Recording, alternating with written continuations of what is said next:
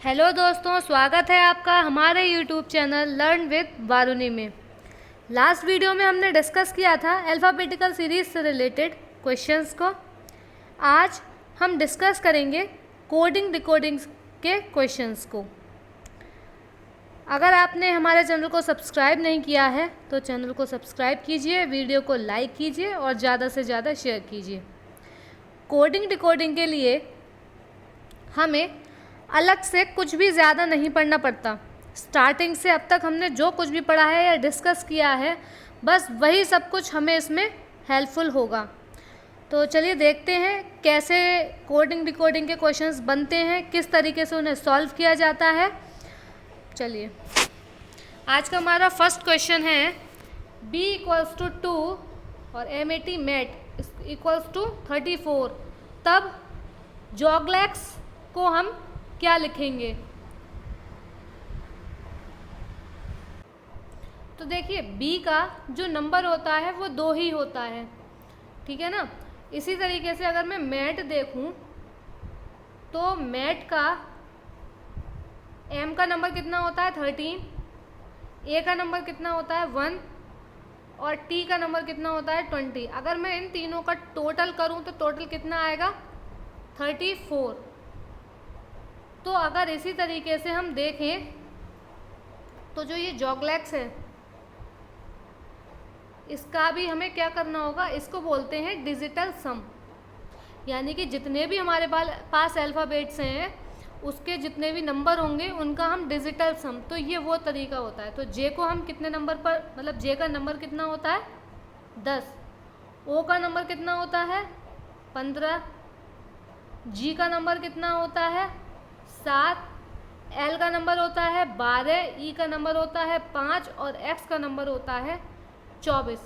अगर मैं इन सारे नंबर जो डिजिट्स के हैं उन सबको जोड़ दूं तो इन सब का टोटल 10, 15, 7, 12, 5 और 24, इन सब का टोटल आएगा 73 या 73। तो ऑप्शन नंबर बी हमारा राइट ऑप्शन हो जाएगा। तो इस तरीके से कोडिंग डिकोडिंग, इसका मतलब ये होता है कि जो भी हमें कोड दे रखे हैं उसको हम डिकोड कर पा रहे हैं या नहीं, मतलब कि हम उन्हें समझ पा रहे हैं या नहीं कि वो क्वेश्चंस में कहना क्या चाह रहा है। तो बस इसी को कोडिंग डिकोडिंग कहा जाता है। अगला क्वेश्चन है, यदि आउटलाइन को किसी कोड में, ये जो मतलब एक पूरा दे रखा है QWVNKPG लिखा जाता है तो मैन को उसी कोड में क्या लिखा जाएगा। तो देखिए, O से Q आया तो कितना बढ़ा P और Q, यानी कि +2 बढ़ा। फिर से अगर मैं देखूँ U से W आया, फिर से +2 यानी कि 2 बढ़ गया। T से V, T से अगर मैं B को लेके आऊँ फिर 2 बढ़ जाएगा। तो इसी तरीके से मुझे क्या दिखाई दे रहा है कि जो आउटलाइन है उसका जो कोड इन्होंने बनाया है हर लेटर में 2 जोड़ के बनाया है। तो अगर इसी तरीके से मैं यहाँ पर मैन लिखूँ और उनके नंबर्स भी लिख लूँ, यानी कि मैन में M आता है 13 नंबर पर, A 1 नंबर पर और N 14 नंबर पर। अगर 13 में 2 जोड़ें तो 15 नंबर पर क्या आता है O। 1 के बाद 2 जोड़ूँ 3 पर C और 14 में 2 जोड़ूँ 16 पर क्या आता है P। तो OCP यानी कि ऑप्शन नंबर A जो है वो हमारा राइट ऑप्शन हो जाएगा। इसी तरीके से जो इसमें कोड दे रखे होते हैं उनको हमें डिकोड करना होता है और अपना आंसर ऑप्शन चूज करना होता है। अगला क्वेश्चन है, यदि हवा को हरा, हरा को नीला, नीला को आसमान, आसमान को पीला, पीला को पानी और पानी को गुलाबी कहते हैं, तब साफ आसमान का रंग क्या होगा। इसका मतलब हमें ये देखना है, इस क्वेश्चन में हमें ये देखना होता है कि हमसे एक्चुअली एंड में पूछा क्या जा रहा है। हमसे एंड में पूछा जा रहा है आसमान का रंग, तो आसमान का रंग कैसा होता है, असल में नीला। तो अब हमें यहाँ पर ये देखना होगा कि इसमें नीले रंग को क्या कहा गया है। तो हवा को हरा और हरा को नीला, यानी कि नीला।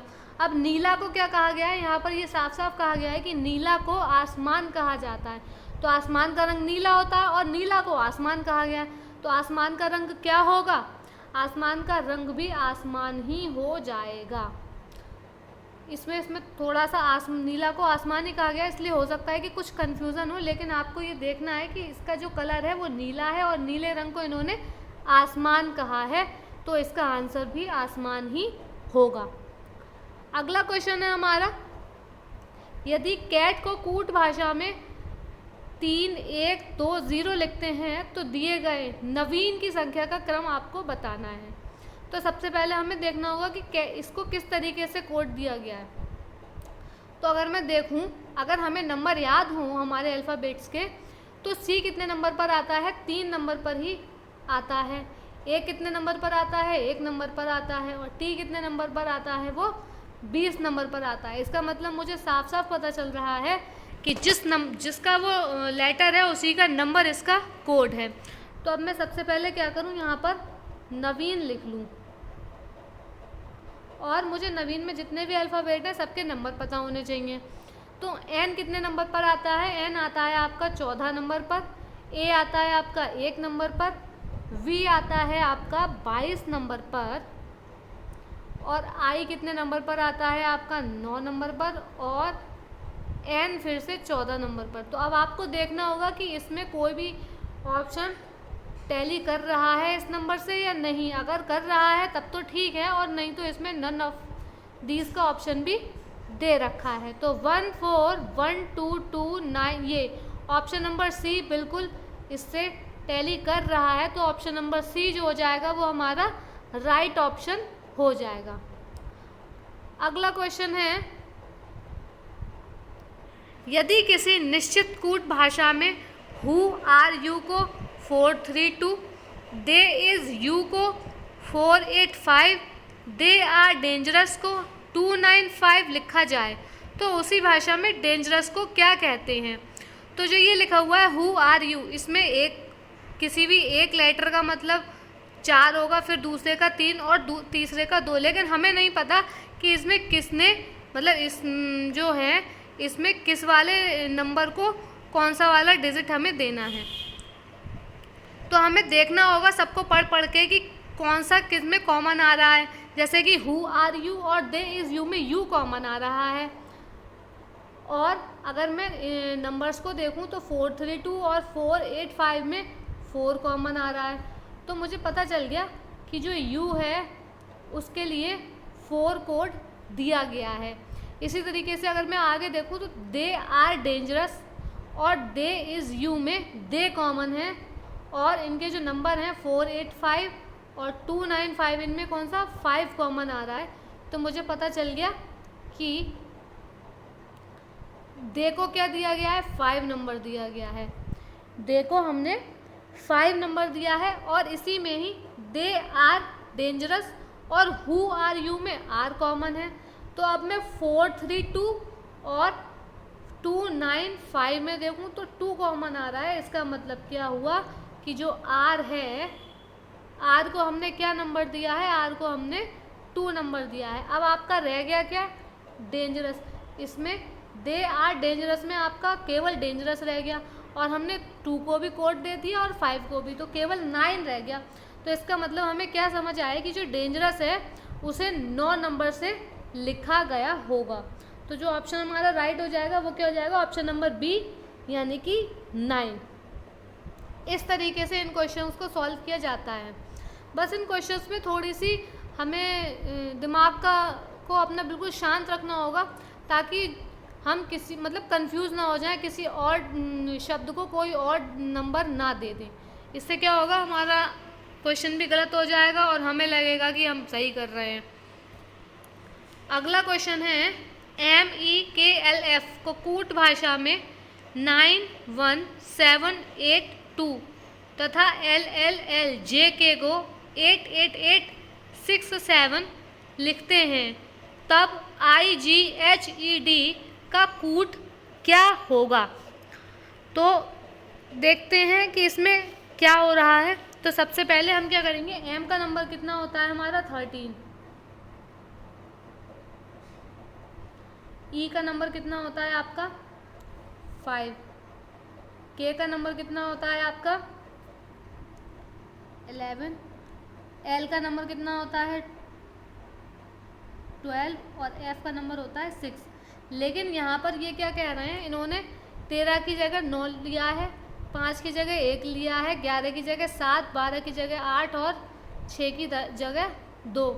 तो हमें यहाँ क्या देखने को मिल रहा है कि सारे जो नंबर हैं वो लेटर नंबर से 4 कम है। जैसे कि 13 है 5 का, उसकी जगह 9 लिखा हुआ है, इसका मतलब यहाँ पे क्या हुआ है, -4 हुआ है। इसी तरीके से 5 की जगह पे क्या लिखा हुआ है, 1 लिखा गया है, तो क्या हुआ है, -4 हुआ है। फिर से 11 की जगह पर 7 लिखा गया है, यानी कि फिर से -4 हुआ है। इसी तरीके से अगर मैं नीचे देखूँ, एल कितने नंबर पर आता है, 12, और 12 की जगह इन्होंने क्या लिया है, 8 लिया है, तो इन्होंने इसमें भी 4 कम किया है। तो इससे हमें क्या पता चल रहा है कि इन्होंने जो लेटर का नंबर है उससे 4 कम कर करके हमें इसमें जो है वो कोड किया हुआ है। तो अगर मैं देखूं तो I, G, H, E और D। अब I का नंबर कितना होता है, I का नंबर होता है 9, G का नंबर कितना होता है 7, H का नंबर कितना होता है, H का नंबर होता है 8, E का होता है 5 और D का होता है 4। D का नंबर होता है 4। तो अगर मैं 9 में से 4 कम करूं तो कितना आ जाएगा, 5 आ जाएगा। ऐसे ही 7 से 4 कम करूं तो 3 आ जाएगा, 8 से 4 कम करूं तो 3 आ जाएगा, 5 से 4 कम करूं तो 1। अब आप सोचेंगे कि 4 में से 4 कम कर देंगे तब तो कुछ रह ही नहीं जाएगा, तो हम 0 लिख सकते हैं।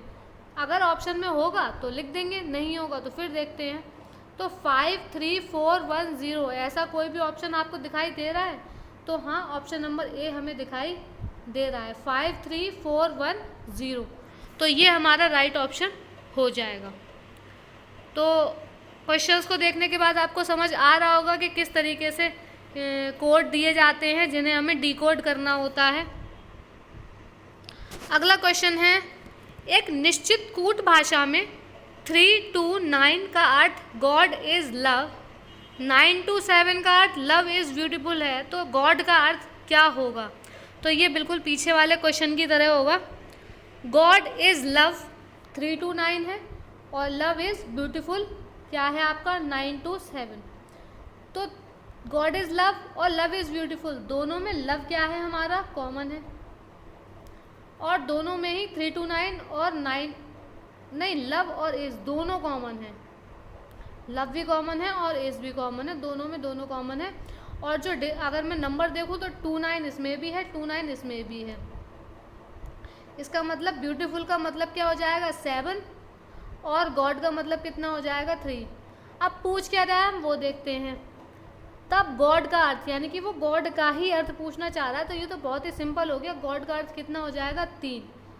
गॉड को हम किससे दिखाएंगे 3 से, तो ऑप्शन नंबर डी हमारा राइट ऑप्शन हो जाएगा 3।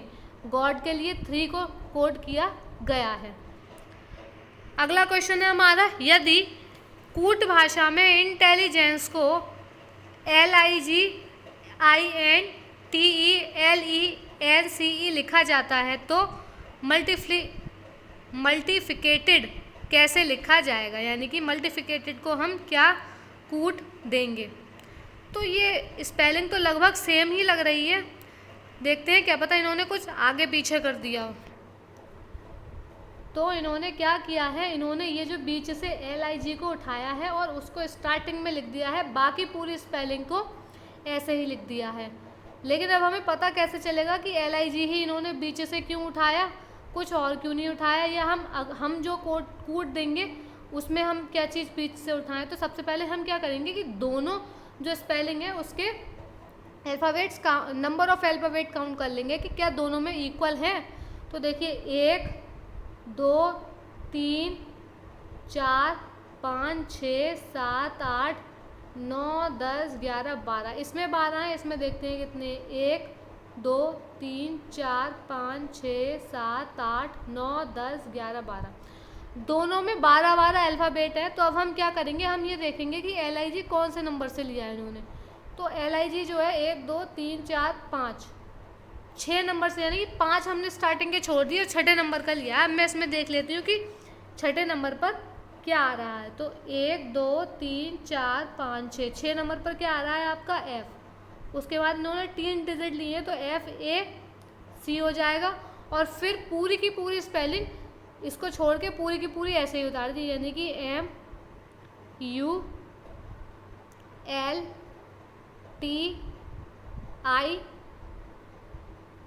उसके बाद FAC लिख दिया था तो ETE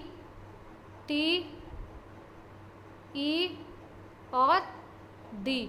अब हम देखते हैं कि क्या ये स्पेलिंग है कहीं FAC, तो देखिए 2 में FAC है तो ये दोनों तो वैसे ही कट गए।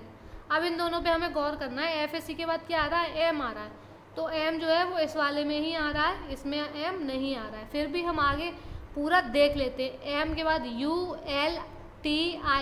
ULTIETED, तो यही वाला जो ऑप्शन है हमारा राइट ऑप्शन हो जाएगा।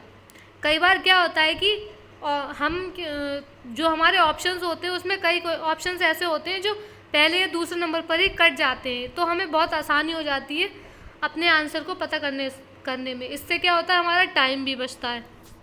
अगला क्वेश्चन है, मोबिलिटी को 4, 6, 2, 9, 3, 9, 2, 7 कूट किया गया है, तो एग्जामिनेशन को क्या कूट किया जाएगा। तो M का नंबर कितना होता है, M का नंबर होता है 13, तो ये 13 नहीं है यहाँ पे, इसका मतलब इसमें कुछ और किया गया होगा। M का मतलब 13 होता है, M का जो नंबर होता है वो कितना होता है, 13 होता है। अगर मैं 3 और 1 को जोड़ दूँ तो 4 आता है। चलिए आगे भी इसी तरीके से देखते हैं कि आगे भी ऐसे ही किया गया है। तो O का नंबर कितना होता है, O का नंबर होता है 15, यानी कि 5 और 6 को मैंने 5 को और 1 को जोड़ दिया तो क्या आ गया, 6 आ गया। इसी तरीके से B तो आता ही 2 नंबर पे, I 9 नंबर पे ही आता है। L जो होता है उसका कितना नंबर होता है, 12, तो 2 और 1 3 आ गया। फिर I 9 नंबर पर, T 20 नंबर पर आता है, तो 0 हम जोड़ नहीं सकते तो केवल 2 ले लिया। इसी तरीके से Y कितने नंबर पर आता है, Y आता है 25 नंबर पर, तो 5 और 2 7। तो इसी तरीके से अगर मैं एग्जामिनेशन के सारे नंबर लिख लूँ तो मुझे हेल्प हो जाएगी। एग्जामिनेशन,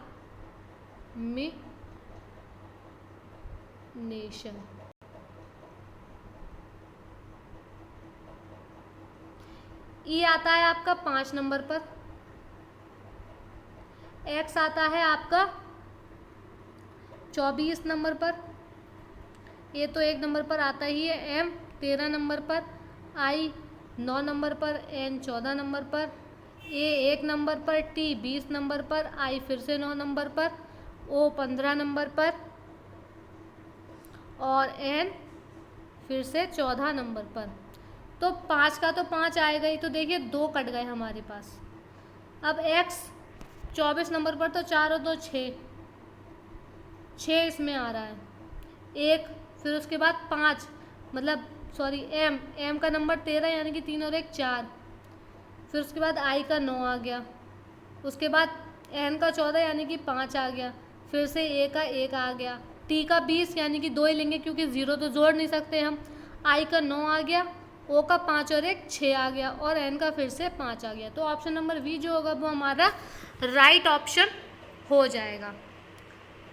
इस तरीके से क्वेश्चंस भी आते हैं, तो एक ये भी तरीका होता है। अगला क्वेश्चन है, यदि गिव को कूट भाषा में 5 1 3 7 लिखा जाता है और बैट को कूट भाषा में 9 2 4 लिखा जाता है, तो गेट को कैसे लिखा जाएगा। तो देखिए जी का जो नंबर होता है वो 7 होता है, आई का 9 होता है, तो ना तो ये जोड़ के ही कुछ हो रहा है और ना ही इन वाले अल्फ़ाबेट का खुद का ये नंबर है।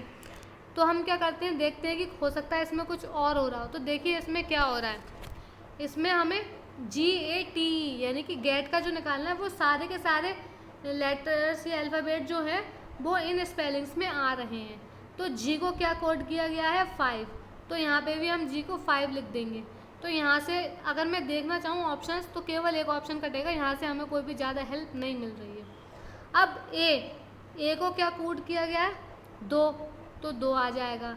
टी को क्या लिखा गया है, टी को इन्होंने 4 लिखा है तो 4 आ जाएगा। ई को क्या लिखा है, ई को इन्होंने 7 लिखा है, तो 5 2 4 7 ऑप्शन नंबर सी है। तो जो ऑप्शन नंबर सी हो जाएगा वो हमारा राइट ऑप्शन हो जाएगा।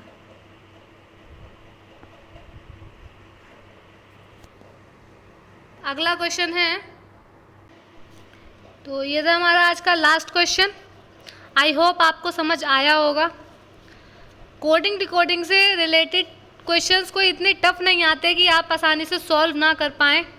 कभी कभी कोई ऐसे क्वेश्चन आ जाते हैं कि जो बिल्कुल ही दिमाग को फंसा देते हैं या अटका देते हैं, जो बिल्कुल ही सॉल्व नहीं होते। बाकी इन क्वेश्चंस के लिए प्रैक्टिस की ज़्यादा ज़रूरत पड़ती है, क्योंकि जितना ज़्यादा से ज़्यादा आप प्रैक्टिस करेंगे उतना ही जो आपका टाइम है वो आपका कम होता जाएगा। यानी कि क्वेश्चंस को जो सॉल्व करने का आपका टाइम जा रहा है वो कम होता जाएगा, और हमें एग्ज़ाम में उसी की ज़रूरत होती है। क्वेश्चंस इतने टफ नहीं आते, लेकिन टाइम कम होता है, इसलिए वो टफ हो जाते हैं। तो कोशिश कीजिए कि ज़्यादा से ज़्यादा आप प्रैक्टिस करें। प्रैक्टिस के लिए बुक हैं या और भी जगह से आप क्वेश्चंस को ढूंढिए। अगर कोई भी दिक्कत आ रही है तो आप कमेंट बॉक्स में कमेंट कर सकते हैं। मैं आपके क्वेश्चंस की जो भी आपकी क्वेरीज होंगी उनको सॉल्व करने की पूरी कोशिश करूँगी। और कमेंट बॉक्स में आप कमेंट कर सकते हैं अगर आपकी कोई भी क्वेरीज होती हैं। वीडियो कैसा लगा ये भी कमेंट बॉक्स में आप ज़रूर बताइएगा, और अगर वीडियो अच्छा लगा हो तो लाइक भी ज़रूर कीजिएगा और ज़्यादा से ज़्यादा शेयर कीजिएगा। Thank you for watching.